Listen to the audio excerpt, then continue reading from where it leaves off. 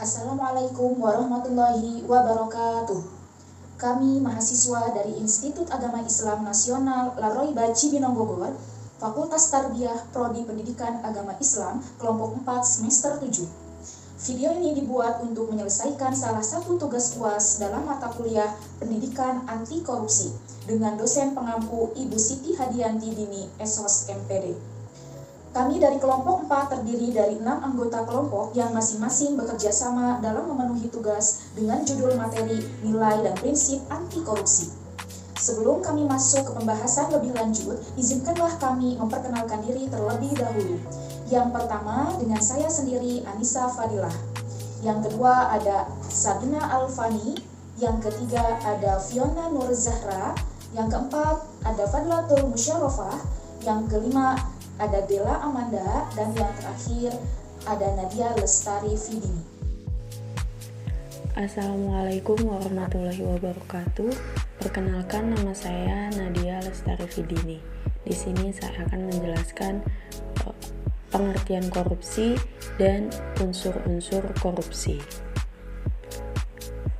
Yang pertama, pengertian korupsi. Korupsi adalah suatu tindakan yang dilakukan oleh individu atau kelompok dengan menyalahgunakan kekuasaan atau wewenang yang dimilikinya untuk memperoleh keuntungan pribadi atau kelompok secara tidak sah, yang pada akhirnya merugikan kepentingan publik. Korupsi mencakup berbagai bentuk penyalahgunaan sumber daya, fasilitas, dana, maupun kekuasaan yang seharusnya digunakan untuk kepentingan bersama, tetapi malah dimanfaatkan demi kepentingan pribadi atau kelompok tertentu. Kemudian, selanjutnya saya akan menjelaskan unsur-unsur korupsi. Yang pertama itu adalah penyalahgunaan wewenang. Korupsi melibatkan tindakan seseorang yang memiliki otoritas atau kekuasaan tertentu yang disalahgunakan untuk tujuan pribadi. Kemudian yang kedua ada keuntungan pribadi atau kelompok, baik dalam bentuk materi maupun non-materi.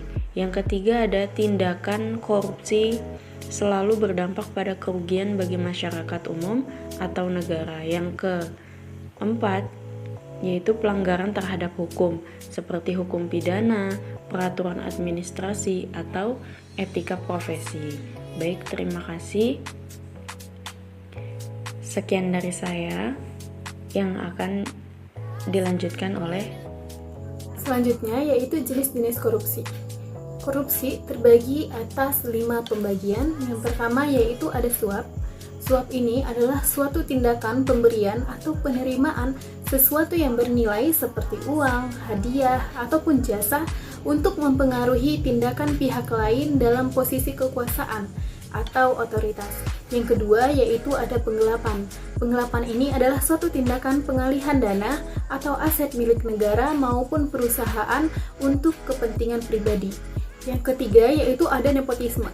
Nepotisme ini adalah tindakan memberikan keuntungan atau kesempatan tertentu kepada keluarga ataupun teman terdekat seperti pemberian jabatan, kontrak, dan lain sebagainya tanpa melihat kualifikasi. Yang keempat yaitu ada pemerasan. Pemerasan ini adalah tindakan memaksa seseorang untuk memberikan uang ataupun jasa dengan ancaman atau paksaan. Dan yang terakhir yaitu ada gratifikasi. Gratifikasi ini adalah tindakan penerimaan hadiah atau pemberian yang diterima oleh pejabat atau pegawai negeri dalam rangka tugas dan kewajiban. Korupsi memiliki dampak yang sangat merugikan, baik pada tingkat individu, masyarakat, maupun negara. Dampak-dampak tersebut antara lain, yang pertama terhadap ekonomi. Korupsi menghambat pertumbuhan ekonomi karena mengurangi efektivitas dan efisiensi alokasi sumber daya. Dampak yang kedua yaitu terhadap sosial. Korupsi memperbesar kesenjangan sosial dan ketidakadilan karena memberikan keuntungan hanya kepada sekelompok kecil orang. Sementara mayoritas masyarakat menderita karena kurangnya layanan publik yang berkualitas. Dampak yang ketiga yaitu terhadap politik. Korupsi melemahkan kepercayaan publik terhadap lembaga pemerintah dan proses politik. Dampak yang keempat yaitu terhadap hukum dan keamanan. Korupsi di lembaga penegak hukum seperti kepolisian, pengadilan, dan kejaksaan dapat menghambat penegak hukum yang adil. Dampak terakhir yaitu terhadap budaya. Korupsi juga mempengaruhi nilai-nilai sosial dan budaya dalam masyarakat.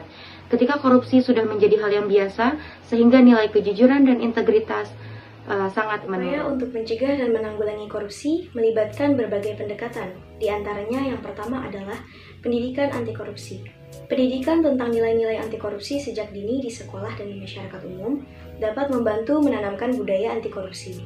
Yang kedua, penegakan hukum yang tegas. Hukum yang tegas dan penerapan hukum yang adil bagi pelaku korupsi akan memberikan efek jera dan menunjukkan bahwa korupsi tidak bisa ditolerir. Yang ketiga, transparansi dan akuntabilitas. Penerapan sistem yang transparan dan akuntabel dalam pengelolaan keuangan publik seperti e-government dan keterbukaan informasi dapat mengurangi celah terjadinya korupsi.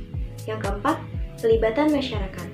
Partisipasi masyarakat dalam pengawasan kegiatan pemerintahan dan laporan kasus korupsi dapat membantu mencegah praktik-praktik korupsi. Dan yang kelima, pembentukan lembaga anti korupsi. Komisi Pemberantasan Korupsi atau KPK didirikan dengan tujuan untuk menangani kasus-kasus korupsi secara khusus dan lebih efektif. Anti korupsi. Anti korupsi adalah serangkaian sikap, tindakan, kebijakan, dan mekanisme yang dirancang untuk mencegah, mengurangi, dan memberantas praktik korupsi dalam berbagai aspek kehidupan, baik di sektor publik maupun swasta. Gerakan anti korupsi bertujuan untuk menciptakan lingkungan yang transparan, akuntabel dan berintegritas, di mana kekuasaan atau wewenang yang diberikan tidak disalahgunakan untuk kepentingan pribadi atau kelompok tertentu. Pengertian anti korupsi menurut salah satu ahli Transparansi Internasional bahwa anti korupsi diartikan sebagai upaya untuk menciptakan sistem dan budaya yang mencegah terjadinya penyalahgunaan kekuasaan. Ini mencakup penerapan standar etika yang tinggi, transparansi dalam pengelolaan keuangan, serta penegakan hukum yang tegas terhadap pelaku korupsi.